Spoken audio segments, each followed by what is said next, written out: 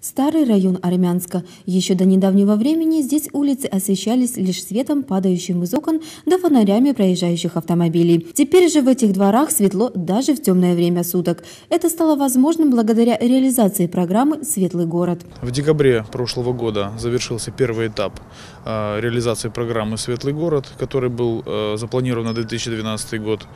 Мы начали восстанавливать освещение по этой программе со старого микрорайона.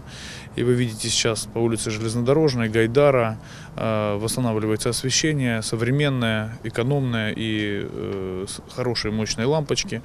В общем-то, здесь света не было никогда с советских времен. Я сам жил на Железнодорожной 4. Просто, если здесь и было 2-3 фонаря на все дворы, то это было хорошо. Жительница одного из домов этого района довольна таким переменам. Говорит, что освещение во дворах ждали давно. Теперь можно спокойно ходить даже в позднее время суток и не волноваться ни за себя, ни за свою семью. Когда я приехал с Энергодара, мне было очень дико, что нету света. У нас, вот как вот сейчас у вас, каждые 2-3 метра было освещение.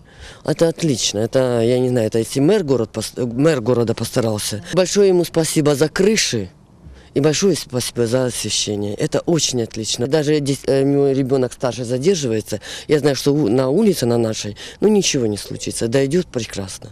Успехи года минувшего – это только начало перемен. Уже в этом году жители первого и второго микрорайонов заметят, насколько светлее станут их улицы.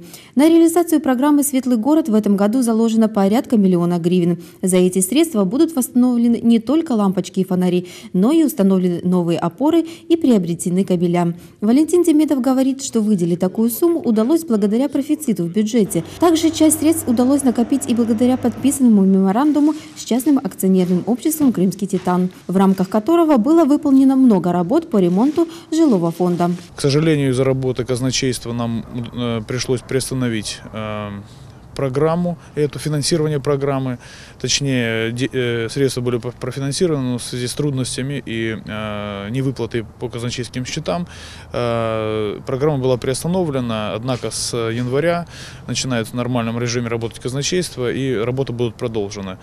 Мы планируем дальше продолжить освещать старый микрорайон, также частично первый и второй микрорайон. Виктория Мерчева, Руслан Лисевич, программа «Новости».